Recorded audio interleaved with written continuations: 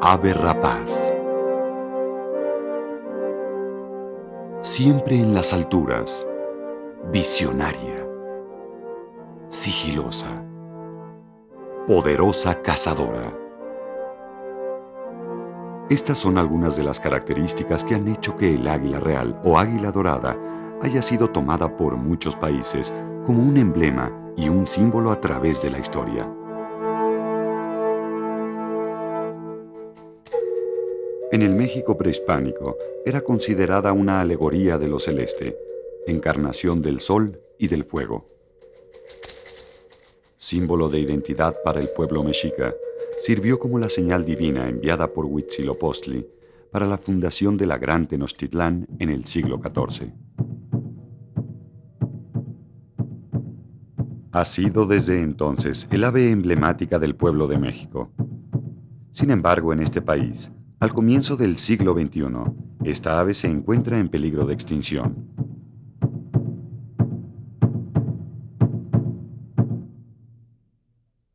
La distribución del águila real es muy amplia. Tenemos en América del Norte, en Europa y en Asia, e inclusive en el norte de África, en la cordillera del Atlas, hay águilas reales. A todo esto también podríamos incluir las poblaciones de Japón. Y pues es una especie con un rango de distribución muy amplio, aunque dentro de su rango de distribución no es una especie abundante.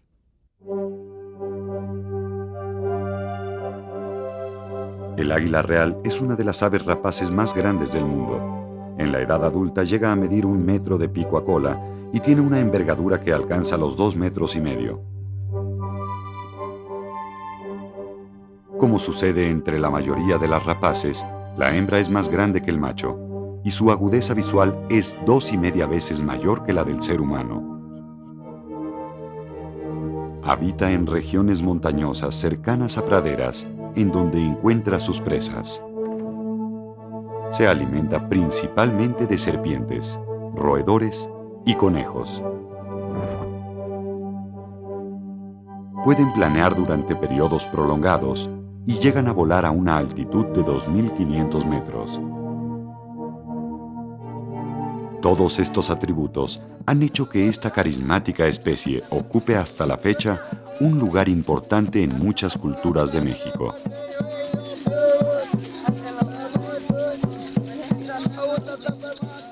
Los mexicas creían que el sol, el dios que les daba la luz y la vida, se convertía en águila para salir a cazar estrellas.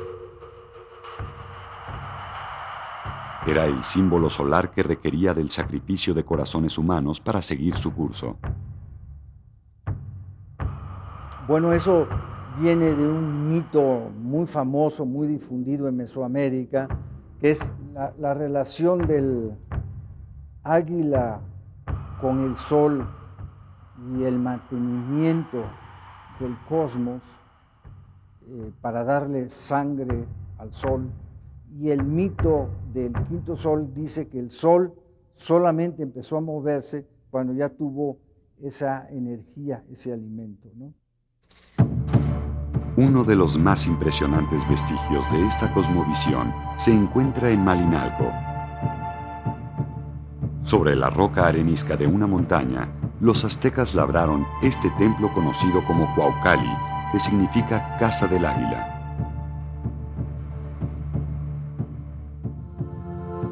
La entrada es la boca de una serpiente, cuya lengua bífida conduce al interior del recinto de la noble orden de los guerreros águilas y jaguares. Los guerreros presidían el sacrificio de las víctimas.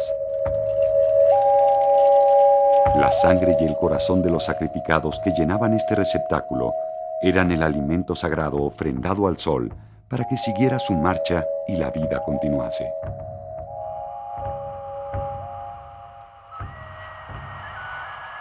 Entre los aztecas, los guerreros águila o jaguar, los cuautli o celotl, pertenecían a una tropa de élite que se distinguía por su valentía y arrojo en combate. Pero remontémonos al pasado de los pueblos nahuas que habitaban al norte de México, donde se han encontrado las representaciones más antiguas de un águila devorando una serpiente. En el Museo de la Zona Arqueológica de La Quemada, en Zacatecas, se conserva una serie de copones procedentes del sitio arqueológico de Chalchihuites que datan del año 750 de nuestra era.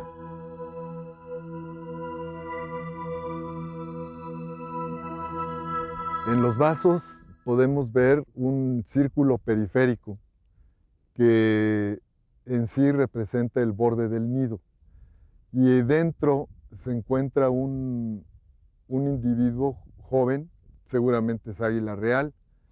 En el pico sostiene algo que puede ser algún rayo o alguna otra defensa que se esté representando, pero sin embargo no es difícil que también represente una serpiente o una presa que esté comiendo. De esa misma región de Zacatecas proviene el modelo en que se inspiraron los antiguos alfareros para diseñar aquellos copones. El águila real ha habitado en este territorio desde tiempos inmemoriales.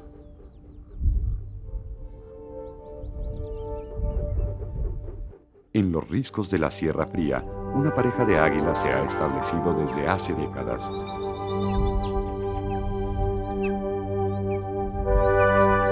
Han construido su nido en el nicho de un relis inaccesible para mantenerlo fuera del alcance de cualquier predador terrestre. Hace solo 10 días, este pollo de águila ha salido de su cascarón y su aspecto es similar al de las aves esgrafiadas en los copones de Chalchihuites. En esta etapa de su vida, el aguilucho es sumamente vulnerable.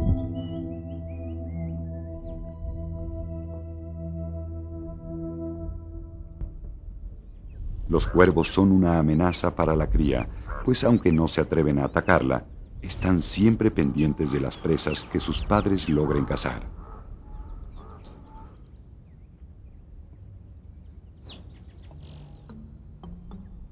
El aguilucho dependerá hasta el final del verano del alimento que les lleven sus padres, quienes tienen que volar enormes distancias para conseguir alguna presa.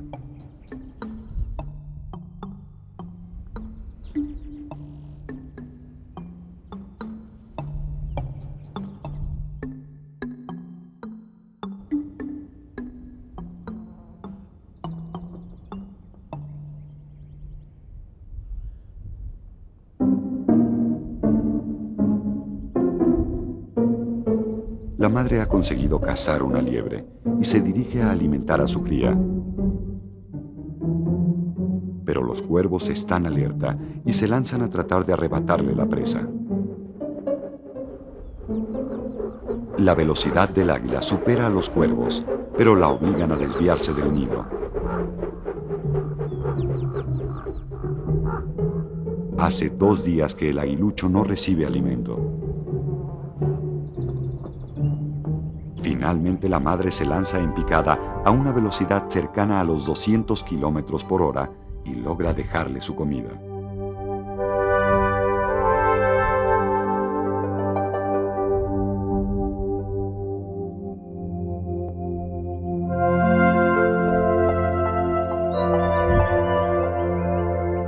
Un trozo de liebre calmará su hambre por otro día.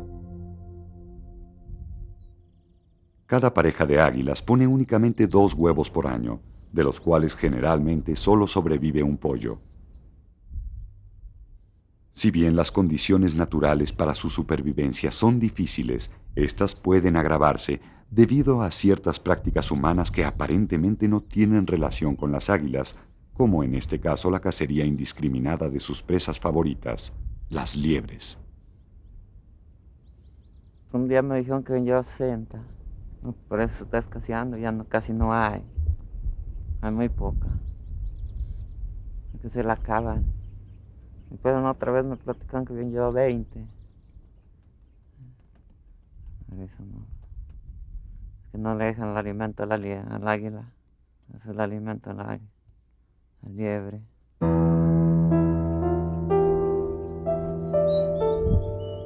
Dos meses después, nuestro equipo regresó a la Sierra Fría y encontramos el nido vacío.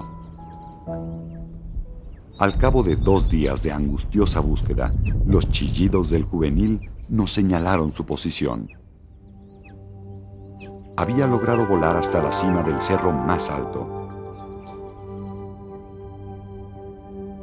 El aguilucho había dejado el nido y empezaba sus primeros intentos de vuelo. El inicio de la temporada de lluvias coincide con las primeras lecciones de vuelo que el aguilucho recibe de sus padres. En esta etapa el juvenil es conocido como roquero, pues sus vuelos son de roca en roca y muy cortos. El joven roquero aprenderá a volar por imitación y por hambre. Sus padres continúan alimentándolo, pero le dejan la comida cada vez más lejos para obligarlo a volar. Aún no es apto para cazar, pero sus vuelos son cada vez más largos. Los cuervos no pierden la oportunidad de robarle el alimento, por lo que las águilas tienen que trabajar siempre en equipo para alejarlos del crío. El macho aleja al intruso cuando la hembra se acerca con la presa. El joven roquero está bien alimentado y por lo mismo es un poco perezoso. Su madre se aproxima y le muestra el premio, un trozo de liebre. Ante la proximidad de los cuervos, el macho levanta el vuelo mientras la madre le deja la comida al crío. La sincronización del trabajo que realizan los padres durante la crianza es quizá una de las razones por las que se hace necesaria la fidelidad de la pareja. La temporada de lluvias significa abundancia de presas y buenas perspectivas de vida para esta familia. Mientras tanto, las lecciones de vuelo y cacería continuarán hasta finales del otoño, cuando el aguilucho ya sea capaz de alimentarse solo y establezca su propio territorio.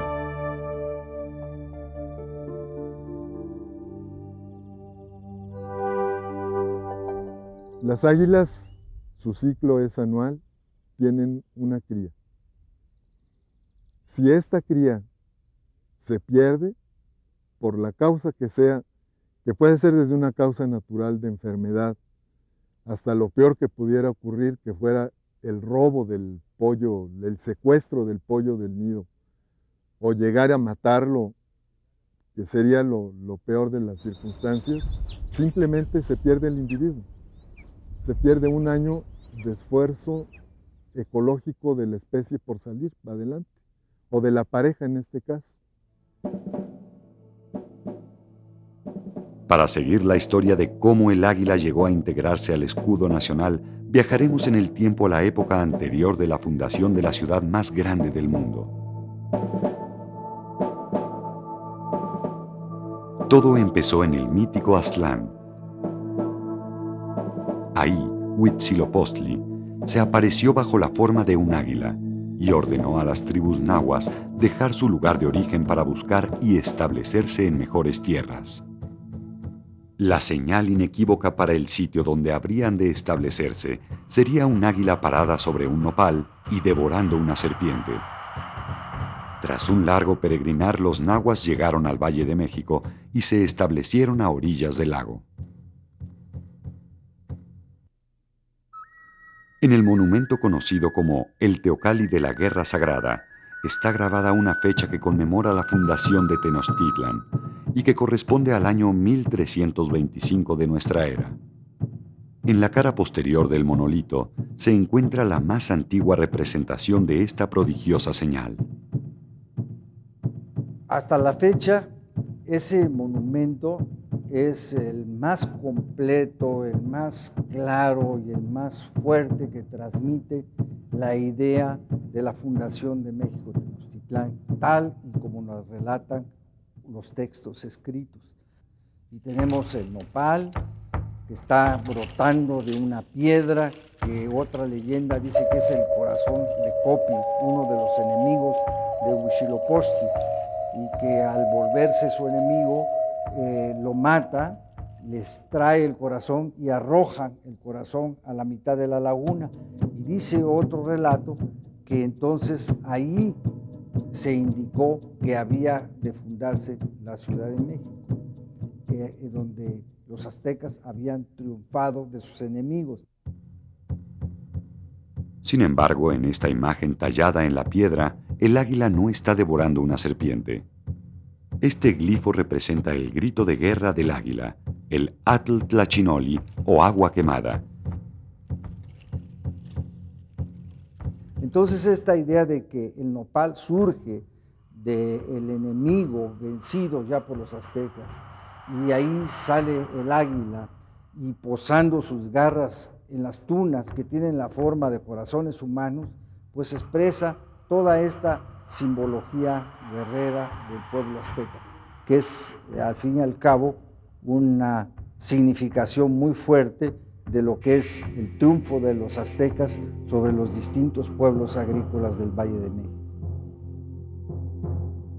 Este lugar manda, se llame Tenochtitlán, para que en él se edifique la ciudad que ha de ser reina y señora de todas las demás de la tierra.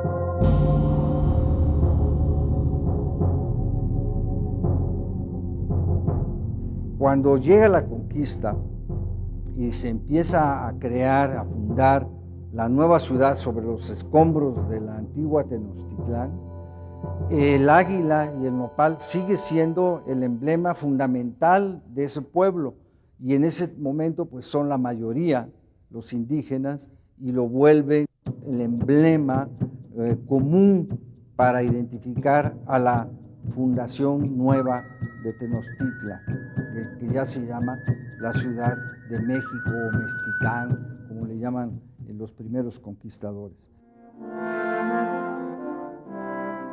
Durante la colonia, el emperador Carlos V envió el primer escudo de armas para la Ciudad de México. Tenía elementos de la heráldica castellana y conservaba apenas los nopales cercenados del escudo indígena. No obstante, el águila nunca dejó de ser el símbolo de un pueblo que, aunque bajo el dominio español, lo plasmaba en las plazas, en las fachadas de los edificios públicos y religiosos, y también en las monedas. Durante la Guerra de Independencia, la Virgen de Guadalupe funcionó como la imagen representativa de la causa de los insurgentes. Pero cuando fue necesario elegir un escudo que identificara a la reciente nación, se eligió la imagen del águila parada sobre el nopal. Morelos es el primero que pone el emblema antiguo mexica del águila y la serpiente en el medio de la bandera tricolor. La bandera con el escudo nacional del águila y la serpiente sí es un emblema que logra identificar a la mayoría de los pobladores, porque ese emblema ya significaba lo mexicano, lo americano, lo propio nuestro, representado entonces de manera iconográfica. A partir de entonces, el escudo nacional sufriría numerosas transformaciones.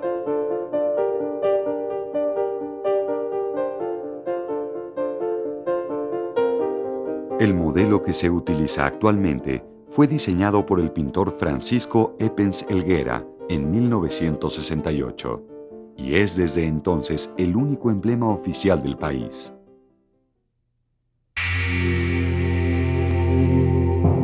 Al inicio del siglo XXI, el águila real en México se encuentra en peligro de extinción. Antes de la llegada de los europeos, las poblaciones de águila real ocupaban gran parte de la región noroeste del continente americano. En México, solo en algunas regiones del norte del país se encuentran poblaciones dispersas de estas aves. Para nosotros, para el Comité de Conservación, Recuperación y Protección del Águila Real, sigue siendo de una especie en peligro de extinción. Y nuestra propuesta es seguirla manejando de esta forma. Hemos visto que con relativamente poco esfuerzo, las águilas tienen una gran capacidad de recuperación como individuos, pero a la vez son sumamente frágiles.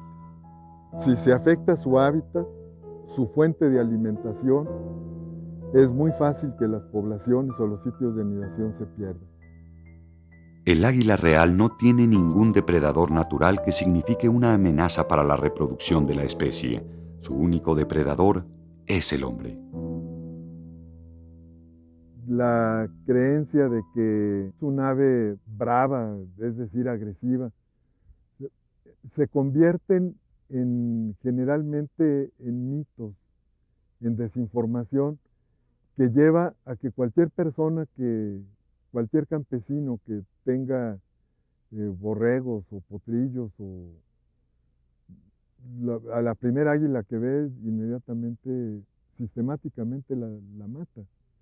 Pero este es exactamente el mismo comportamiento con gatos, con pumas, con coyotes.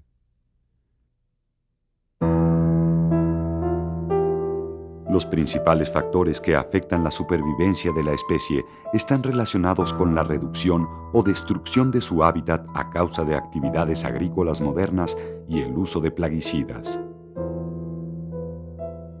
Otras actividades ilícitas que provocan la muerte de las águilas son el saqueo de los nidos y la captura de ejemplares juveniles y adultos para su venta en distintos mercados, para su uso en cetrería o para ser disecadas por taxidermistas. También se han detectado muertes por electrocución en postes y cables de alta tensión. El conocimiento de las áreas de distribución de las poblaciones y la ubicación de los nidos es fundamental para asegurar su protección y estudio.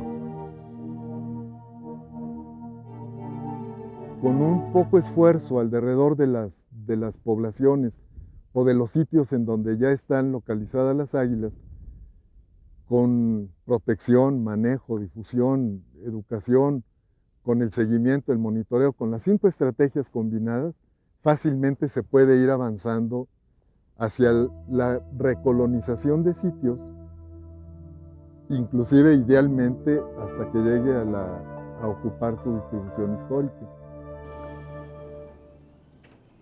Otra alternativa para la conservación de la especie es la reproducción en cautiverio. En el Centro de Reproducción de Especies Exóticas, el doctor Jesús Estudillo ha estado reproduciendo con éxito muy diversas especies de aves, incluida el águila real. Si uno tiene la paciencia y el cuidado, pues ya les digo, sí se reproducen. Les damos pues albergues lo suficientemente amplio para que puedan volar. Se les acerca material para la construcción del nido, como son ramas, carrizos, que tanto el macho como la hembra los colectan y van formando su nido.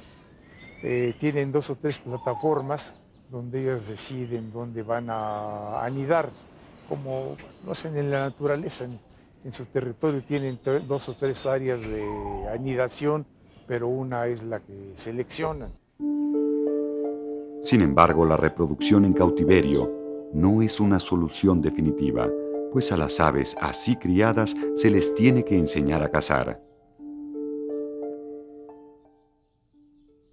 En el Centro Integral de Vida Silvestre, en Los Reyes La Paz, se realiza un trabajo de rehabilitación física y conductual de las aves para posteriormente ser liberadas en un hábitat donde puedan desarrollarse y reproducirse.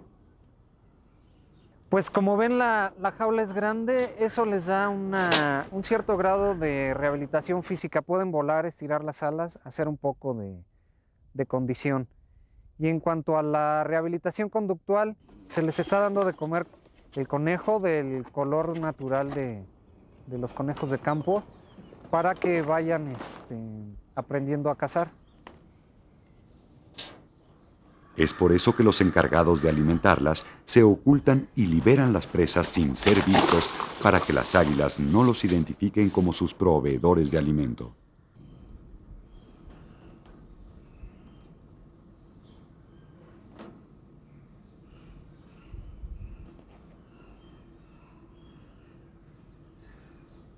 Considero que la reproducción en cautiverio es lo último que se debe de hacer para rescatar una especie.